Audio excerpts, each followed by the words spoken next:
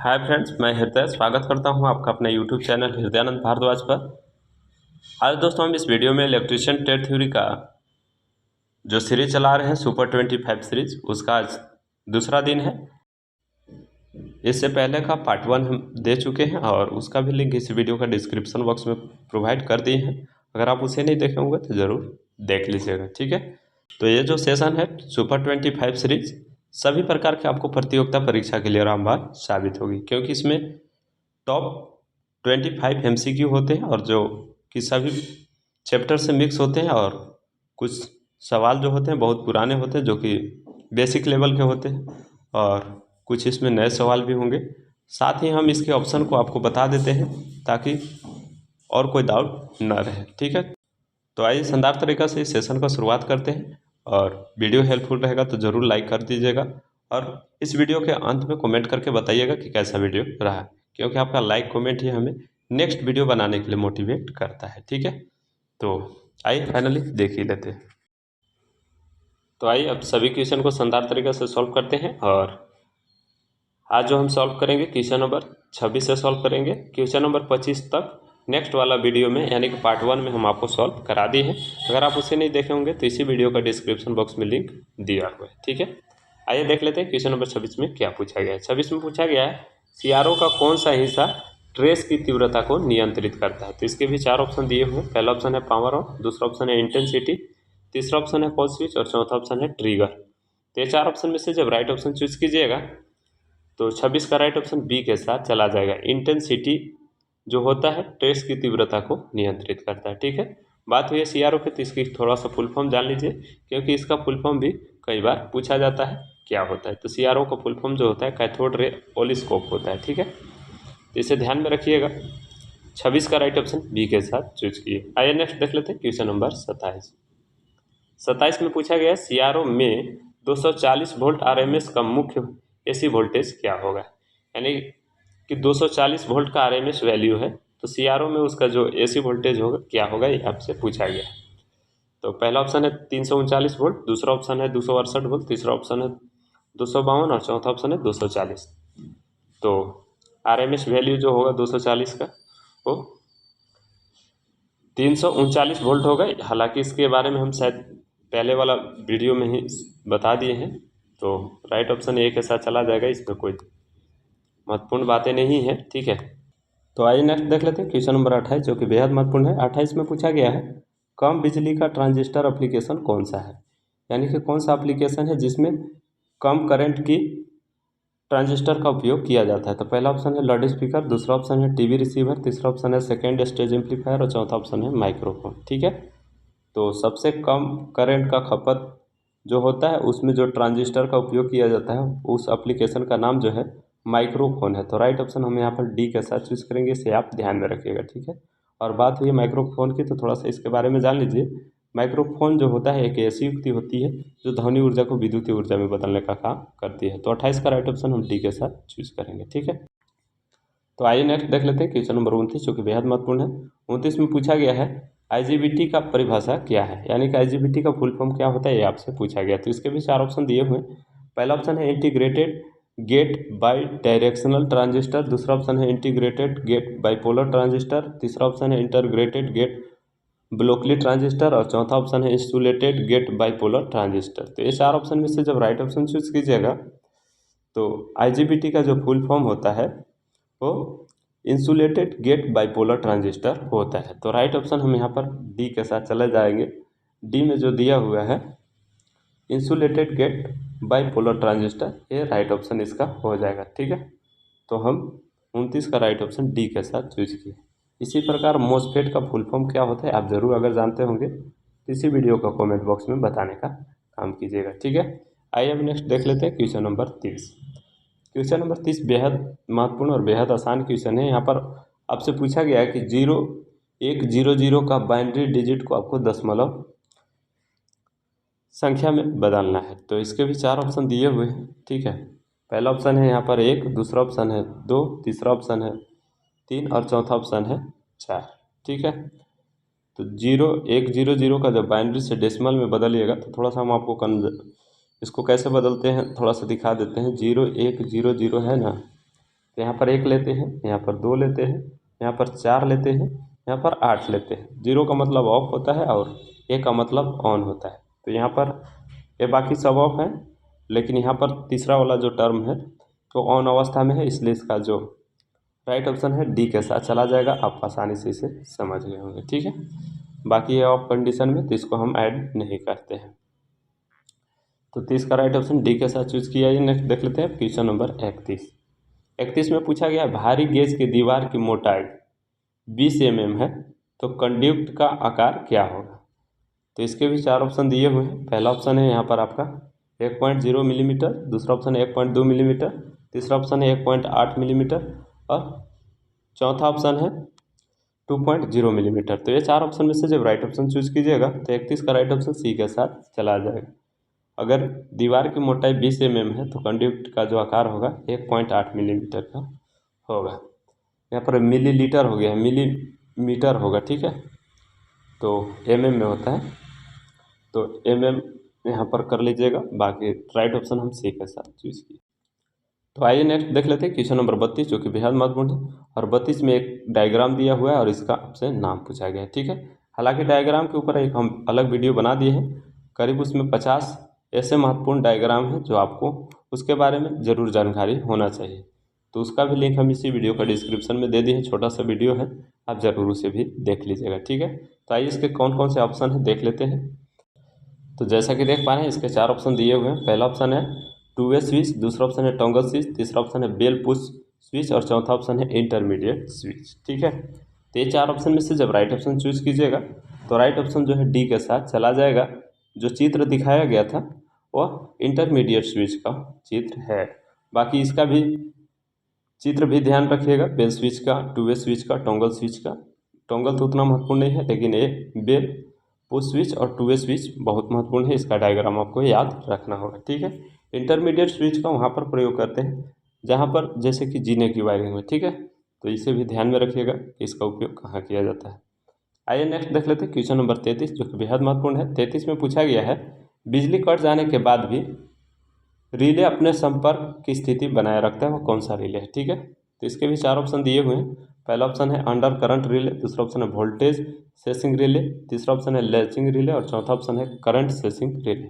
तो ये 4 ऑप्शन में से जब राइट ऑप्शन चूज कीजिएगा तो 33 का राइट ऑप्शन जो है सी के साथ चला जाएगा। लैचिंग रिले जो होता है वो बिजली कट जाने के बाद भी अपने संपर्क की स्थिति बनाए रखती है। लैचिंग इंग्लिश वर्ड है, इसे हिंदी में सिटकनी रिले कहते हैं, सिटकनी, ठीक है। तो इसे भी ध्यान में रखिएगा। 33 का राइट ऑप्शन हम सी के साथ चूज किए। आइए नेक्स्ट देख लेते हैं क्वेश्चन नंबर 34 भी बेहद महत्वपूर्ण है। यहाँ पर आपसे पूछा गया एचआरसी फ्यूज का फ्यूजिंग फैक्टर कितना होता है। तो इसके भी 4 ऑप्शन दिए हुए हैं। पहला ऑप्शन है यहाँ पर 2.0, दूसरा ऑप्शन है 1.7, तीसरा ऑप्शन है 1.4 और चौथा ऑप्शन है 1.1। तो ये 4 ऑप्शन में से जब राइट ऑप्शन चूज कीजिएगा तो एचआरसी फ्यूज का जो फ्यूजिंग फैक्टर होता है वह 1.1 होता है। तो राइट ऑप्शन हम यहाँ पर 34 का डी के साथ चूज करेंगे, इसे आप ध्यान में रखिएगा।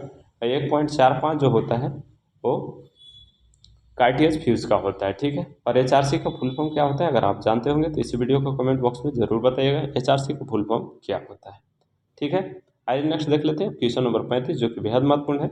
35 में आपसे पूछा गया है डीसी जनरेटर के सिंप्लेक्स लैप वाइंडिंग में कितने समानांतर पथ होंगे यदि पोल की संख्या 6 है। तो इसके भी 4 ऑप्शन दिए हुए हैं। पहला ऑप्शन है 4, दूसरा ऑप्शन है 6, तीसरा ऑप्शन है 8 और चौथा ऑप्शन है 12। तो हम जानते हैं कि लैप में जो होता है ए बराबर पी होता है, ठीक है। तो समानांतर पथ की संख्या कितना होगा, 6 ही होगा। और अगर पोल की संख्या 6 है तो समानांतर पथ की संख्या भी 6 ही होगा, क्योंकि लैप वाइंडिंग में ए बराबर पी होता है और यहाँ पर सिंप्लेक्स है इसलिए, ठीक है। तो राइट ऑप्शन हम यहाँ पर बी के साथ चूज किए, इसे आप ध्यान में रखिएगा। तो आइए नेक्स्ट देख लेते हैं क्वेश्चन नंबर 36, जो कि बेहद महत्वपूर्ण है। 36 में पूछा गया है डीसी जनरेटर का आर्मेचर रिएक्शन का क्रॉस मैग्नेटाइजिंग का असर को हम कैसे निरस्त कर सकते हैं। तो इसके भी 4 ऑप्शन दिए हुए हैं। पहला ऑप्शन है घुमावदार कंपनसेटिंग वाइंडिंग डाल करके, दूसरा ऑप्शन है मुख्य ध्रुव के बीच अंतर ध्रुव को उपलब्ध करा करके। तीसरा ऑप्शन है GNS MNA की ब्रश स्थिति में स्थानांतरण करके। और चौथा ऑप्शन है एम्पियर टर्न क्षेत्र वाइंडिंग में बढ़ा करके। तो ये 4 ऑप्शन में से जब राइट ऑप्शन चूज कीजिएगा तो 36 का राइट ऑप्शन सी के साथ चला जाएगा। ठीक है, क्रॉस मैग्नेटाइजिंग असर को जो हम निरस्त करेंगे GNS MNA स्थिति में ब्रश को ला करके हम इसके इस प्रभाव को स्तर को हम कम कर सकते हैं। तो राइट ऑप्शन जो है सी के साथ चूज किए, इसे आप ध्यान में रखिएगा।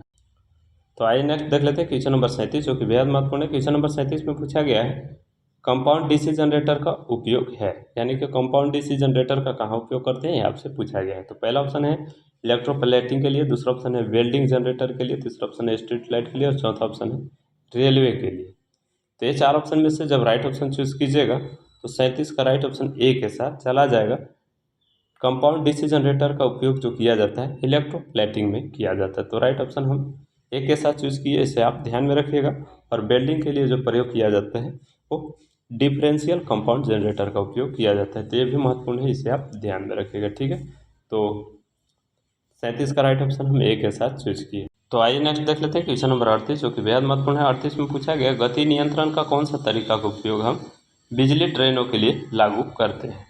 यानी कि आपसे पूछा गया है जो इलेक्ट्रिक ट्रेन होता है उसमें स्पीड को कंट्रोल करने के लिए किस मेथड का उपयोग किया जाता है, ये आपसे पूछा गया। तो इसके भी 4 ऑप्शन दिए हुए हैं।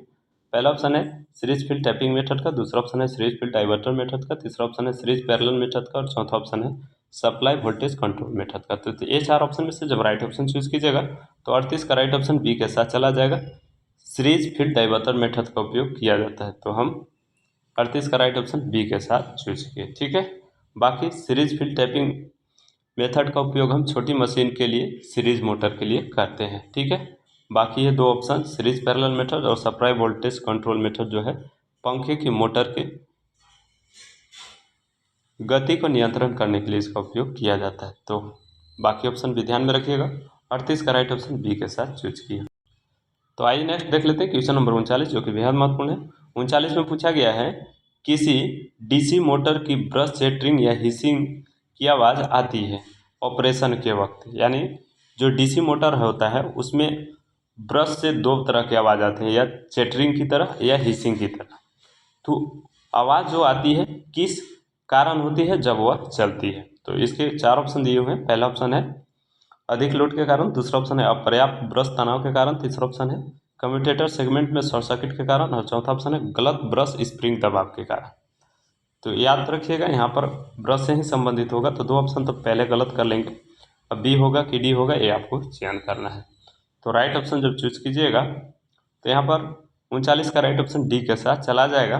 गलत ब्रश स्प्रिंग दबाव के कारण जो है यहाँ पर डीसी मोटर से हिसिंग साउंड आती है। तो राइट ऑप्शन हम यहाँ पर 39 डी के साथ चूज करेंगे, इसे आप ध्यान में रखिएगा। ठीक है, तो आइए नेक्स्ट देख लेते हैं क्वेश्चन नंबर 40, जो कि बेहद महत्वपूर्ण है। 40 में पूछा गया है एक लॉन्ग शंट कंपाउंड जनरेटर है। ठीक है, 400 वोल्ट पर 100 एम्पियर का लोड करंट पहुंचाता है।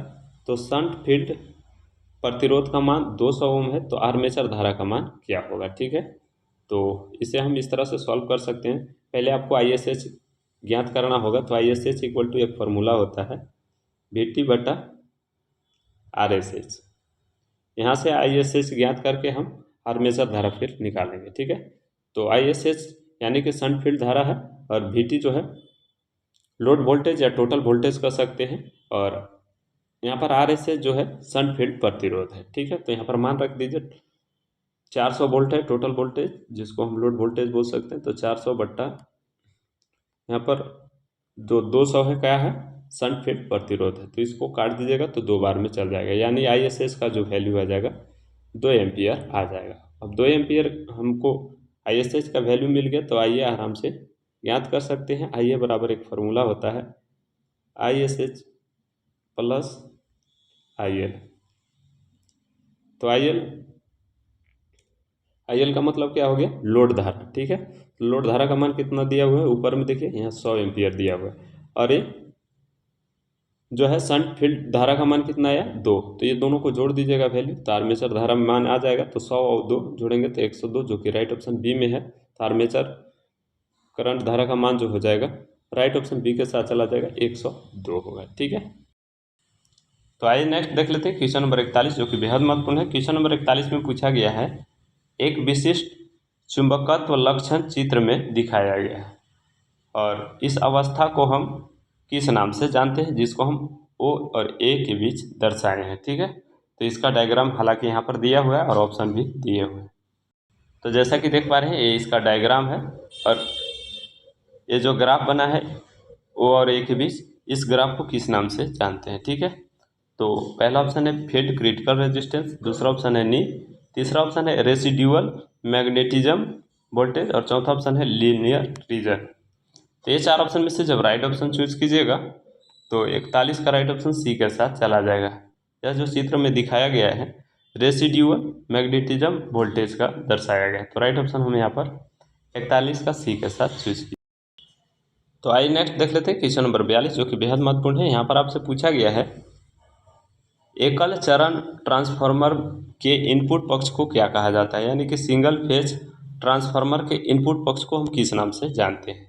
तो पहला ऑप्शन है माध्यमिक पक्ष, दूसरा ऑप्शन है प्राथमिक पक्ष, तीसरा ऑप्शन है उच्च वोल्टेज पक्ष और चौथा ऑप्शन है कम वोल्टेज पक्ष। तो ये चार ऑप्शन में से जब राइट ऑप्शन चूज कीजिएगा तो सिंगल फेज ट्रांसफार्मर का जो इनपुट पक्ष होता है वो प्राथमिक पक्ष यानी कि प्राइमरी साइड के नाम से जाना जाता है। इसको हम जो जोड़ते हैं सप्लाई से जोड़ते हैं, तो इसे भी ध्यान में रखिएगा, कभी कभी पूछ देता है कि ट्रांसफार्मर के प्राइमरी साइड को किस से जोड़ा जाता है, लोड से जोड़ा जाता है कि सप्लाई से जोड़ा जाता है कि दोनों से जोड़ा जाता है, इस तरह का ऑप्शन रहेंगे। तो प्राथमिक पक्ष को हम सप्लाई से जोड़ते हैं और सेकेंडरी पक्ष को हम जो जोड़ते हैं लोड से जोड़ते हैं। तो महत्वपूर्ण पॉइंट है, इसे आप ध्यान में रखिएगा। 42 का राइट ऑप्शन हम बी के साथ चूज किए। आइए नेक्स्ट देख लेते हैं क्वेश्चन नंबर 43, जो कि बहुत महत्वपूर्ण है। क्वेश्चन नंबर 43 में पूछा गया है, किस सामग्री का उपयोग से हम ट्रांसफार्मर के कोर का निर्माण करते हैं, यानी कि ट्रांसफार्मर के कोर बनाने के लिए किस प्रकार के मटेरियल का उपयोग किया जाता है। तो पहला ऑप्शन है सिलिकॉन लौह इस्पात का, दूसरा ऑप्शन है हल्का स्टील लोहा का, तीसरा ऑप्शन है कार्बन स्टील लोहा का और चौथा ऑप्शन है पिग आयरन का। तो ये चार ऑप्शन में से जब राइट ऑप्शन चूज कीजिएगा तो ट्रांसफार्मर के कोर के निर्माण में जो मटेरियल का उपयोग किया जाता है सिलिकॉन लौह इस्पात का उपयोग किया जाता है। तो राइट ऑप्शन हम यहाँ पर 43 का ए के साथ चूज करेंगे। कभी कभी इसकी लेमिनेशन की मोटाई पूछ दिया जाता है कोर का, तो क्या होता है, अगर आप जानते होंगे तो इसी वीडियो को कमेंट बॉक्स में बताइएगा। तो आइए नेक्स्ट देख लेते हैं क्वेश्चन नंबर 44, जो कि बेहद महत्वपूर्ण है और बेहद आसान क्वेश्चन है। यहाँ पर ट्रांसफार्मर से रिलेटेड एक न्यूमेरिकल दिया हुआ है। ठीक है, आपसे पूछा गया कि एक 100 केवीए का ट्रांसफार्मर है जिसका वोल्टेज का अनुपात जो है 2400/240 है। ठीक है, 50 हर्ट्ज का ट्रांसफार्मर है और 300 टर्न है किसका, सेकेंडरी का। तो प्राइमरी वाइंडिंग में टर्न की संख्या क्या होगा, ये आपसे पूछा गया है। ठीक है, तो इसके लिए फॉर्मूला होता है, अगर प्राइमरी टर्न निकालना होगा तो NP बराबर NS गुने EP बटा ES। तो ES का वैल्यू कितना है, यानी कि सेकेंडरी वोल्टेज का जो मान है 240 है, तो यहाँ पर 240 रख दीजिएगा नीचे में। और NS जो है सेकेंडरी टर्न है, तो सेकेंडरी टर्न में 300 है, तो यहाँ पर वैल्यू रख देंगे 300। और 300 गुने यहाँ पर प्राइमरी वोल्टेज कितना है 2400 है, तो 300 गुने 24 बटा 240 और 24 के 2400 से काट दीजिएगा तो 10 बार में चल जाएगा और 10 को ही गुना कर दीजिएगा 300 से तो 3000 टर्न आ जाएगा, जो कि राइट ऑप्शन डी में दिया हुआ है। आप इसे कैलकुलेशन करके आसानी से मिलान कर सकते हैं। ठीक है, तो 44 का राइट ऑप्शन डी के साथ चला गया। तो आइए नेक्स्ट देख लेते हैं क्वेश्चन नंबर 45, जो कि बेहद महत्वपूर्ण है। क्वेश्चन नंबर 45 में पूछा गया है, सिटी ट्रांसफार्मर के माध्यमिक करंट का मानक मूल्य क्या है, यानी कि जो सिटी ट्रांसफार्मर होती है उसमें सेकेंडरी करंट का मानक मूल्य क्या होता है, स्टैंडर्ड क्या होता है। तो इसके भी चार ऑप्शन दिए हुए हैं। पहला ऑप्शन है 2 एम्पियर, दूसरा ऑप्शन है 3 एम्पियर, तीसरा ऑप्शन है 5 एम्पियर और चौथा ऑप्शन है 10 एम्पियर। तो ये चार ऑप्शन में से जब राइट ऑप्शन चूज कीजिएगा तो 45 का राइट ऑप्शन जो है सी के साथ चला जाएगा। ध्यान रखिएगा 5 एम्पियर होता है इसका सेकेंडरी का स्टैंडर्ड। ठीक है, हम जानते हैं कि जो ट्रांसफार्मर होता है प्राथमिक और माध्यमिक के बीच के जो अनुपात होता है वो 100:5 होता है। तो सेकेंडरी का आपसे पूछा गया, इसलिए इसका राइट ऑप्शन हम सी के साथ चूज किए, इसे आप ध्यान में रखिएगा। आइए नेक्स्ट देख लेते हैं क्वेश्चन नंबर अब 46 में पूछा गया है, हवा से नमी अवशोषित करने के बाद सिलिका जेल का रंग क्या होता है। तो सिलिका जेल का पहले सूत्र आपको बता देते हैं। सिलिका जेल का सूत्र जो होता है SiO2 होता है। इसका सिलिकॉन ऑक्साइड सूत्र होता है रासायनिक नाम। और शुष्क सिलिका जेल का आपसे अगर कलर पूछ दिया जाएगा तो नीला कर दीजिएगा।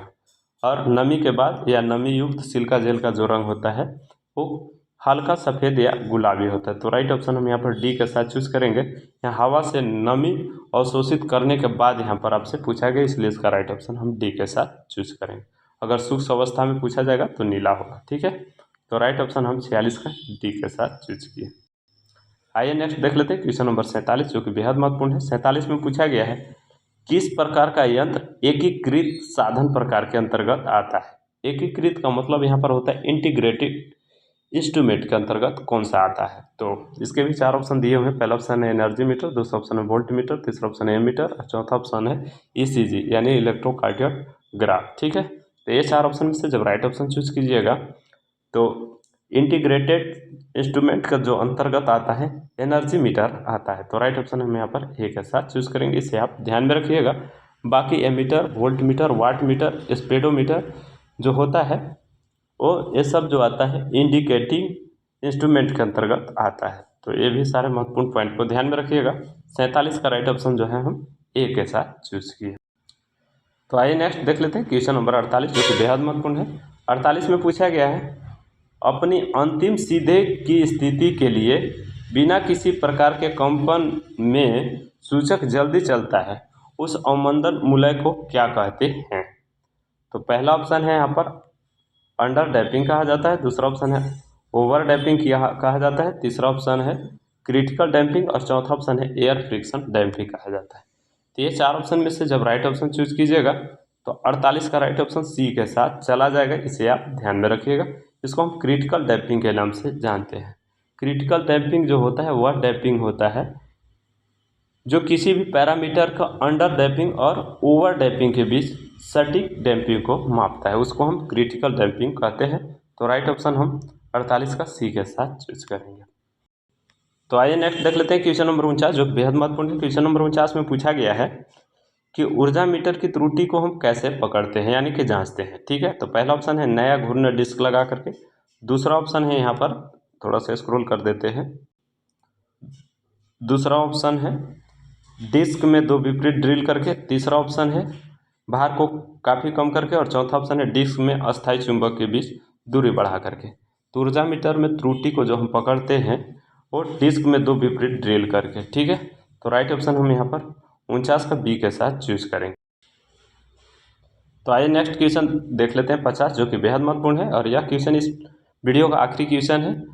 तो इसका राइट आंसर किसके साथ जाएगा आपको जरूर इसी वीडियो का कमेंट बॉक्स में बताना है, क्योंकि हम हर सीरीज में एक क्वेश्चन का आपके ऊपर छोड़ देते हैं। आप कमेंट करके बताइएगा कि इसका राइट ऑप्शन किसके साथ जाएगा। ठीक है, तो यहाँ पर आपसे पूछा गया है 50 में 3 तत्व का एक ऊर्जा मीटर है। ठीक है, उसमें कितनी संख्या में एल्युमिनियम डिस्क रखा जाएगा ये आपसे पूछा गया। तो इसके भी 4 ऑप्शन दिए हुए हैं। पहला ऑप्शन है 1, दूसरा ऑप्शन है 2, तीसरा ऑप्शन है 3 और चौथा ऑप्शन है 4। तो 50 का राइट ऑप्शन किसके साथ जाएगा आप जरूर इसी वीडियो को कमेंट बॉक्स में बताइएगा। अगर आपका राइट आंसर आता है तो ज़रूर मैं रिप्लाई कर दूँगा। तो ये छोटा सा सीरीज था और इसका हम नेक्स्ट पार्ट 3 जल्द देंगे आपको। तो इसी प्रकार आप नॉलेजफुल वीडियो को पूरा देखिएगा तो ज़रूर कुछ सीखने को मिलेगा। ठीक है, तो मिलते हैं फिर नेक्स्ट वीडियो में नई जानकारी के साथ। तब तक के लिए अपना ख्याल रखिएगा। और इसका हम जो क्वेश्चन का PDF है हम अपने टेलीग्राम पर दे देते हैं, उसका भी लिंक इसी वीडियो का डिस्क्रिप्शन में दिया हुआ है। तो वहाँ पर भी आप ज्वाइन कर लीजिएगा। PDF वहीं पर आपको अवेलेबल कराई जाएगी। तो अपना तब तक ख्याल रखिएगा। Take you care, bye bye.